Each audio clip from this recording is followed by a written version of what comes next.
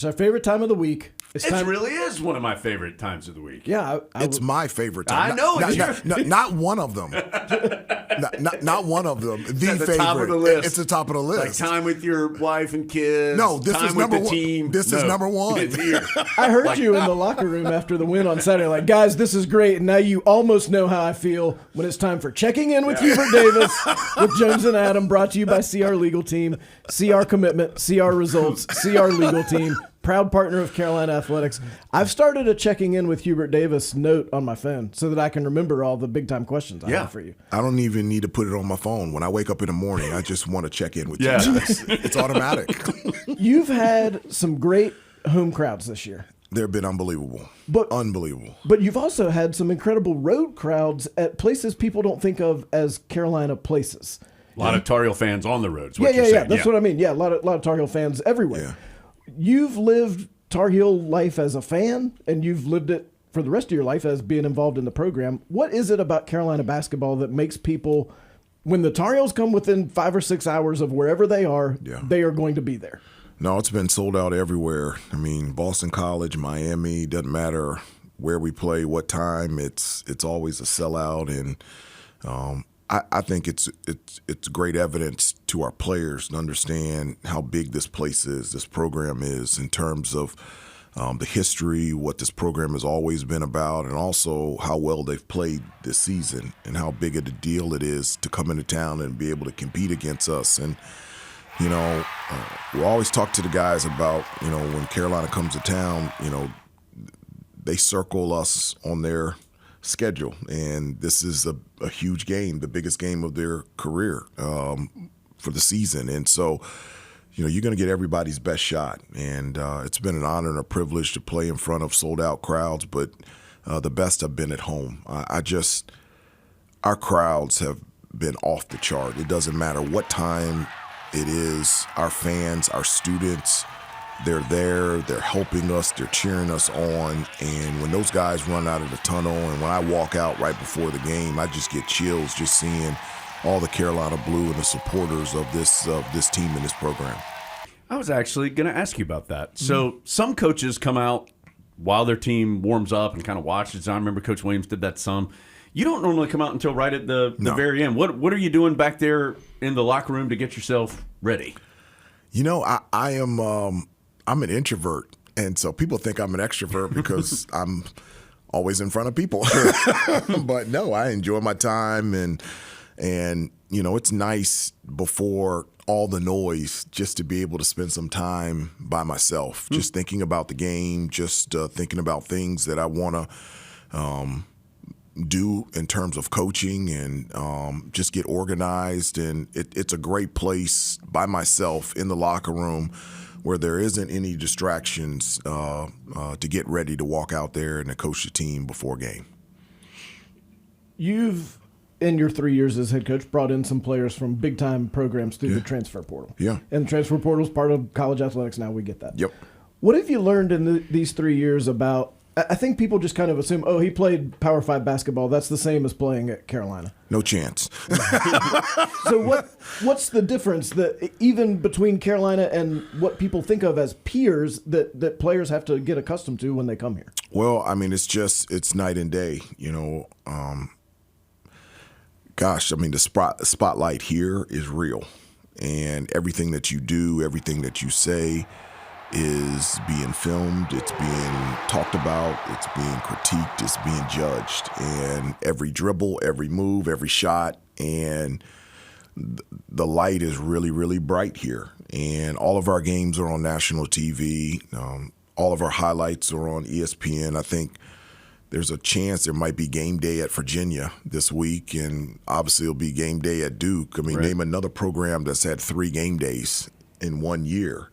Reason being is because of our program and what this program has been about. And so it doesn't matter what conference you come from. When you come here, there's no brighter light in terms of college basketball than this place. And that's something that you have to be able to deal with. And that's one of the things that I always talk to the guys about is being able to turn down the noise between the phone, the family, the friends, and the college basketball fans, because I understand there's a lot of noise here.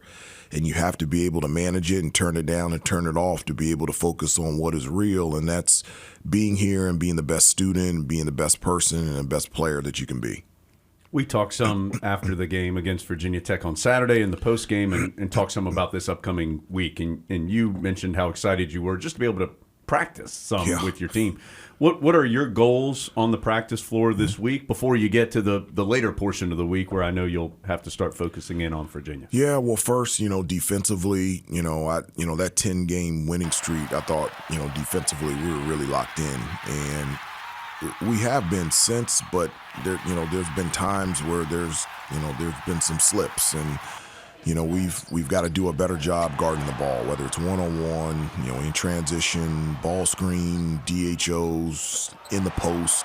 I always say, if you take care of the ball, everything else will take care of itself. So taking more pride and just getting better of containing one-on-one situations, and then when you get drives, just where the help is coming from, reinforce where the help's coming from, help the helper. And so those type of rotations just to put us more sound defensively, because we can score, and our ability to shoot, get to the free throw line, Armando and RJ, but, defense is a thing that's going to move the needle for us. It just is. And so I think, this week, just refining and going back to our principles of what we want to do on the defensive end is going to be a huge week for us.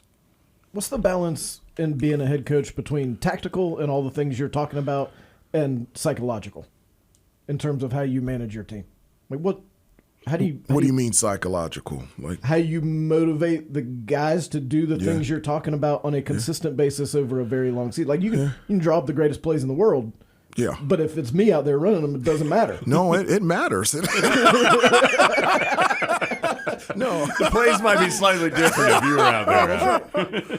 No, it is. And another thing that's really, we do this every week, but not having a midweek game also, this helps, is being able to spend more time with the guys. And you talk about motivating the guys and putting them in situations where they feel confident. That comes from the relationships with the guys, in terms of, and having those relationships, how to reach them. As I said before, they're all different. There's a foundation that I believe in this place, and it'll never change as long as I'm here, about what this place is about, from Coach Smith to Coach Guthridge to, to Coach Williams. But you also have to look at individuals and how to bring out the best in them. So some of the guys, bring in, have one-on-one meetings and look at tape. Other guys, take them out to lunch or breakfast. Other guys, you get on them a little bit. And it's whatever brings the best out of them. And so this week, having a little bit more time and not preparing for a midweek game, get this more time just having conversations off the court, just to put them in a better position to be confident on what they need to do when they get on the court. Coach, last thing, at least from me, you were asked in your press conference last week about the ACC regular season championship. And Carolina right now, with 5 games left for the Tar Heels, is in first place in the ACC. You got pretty fired up and passionate about how important that is to you. Why is that so important to you? I just know the history of this conference, and I know how important it is. I really want these guys to be remembered. It has been such a blessing and a joy to coach this team.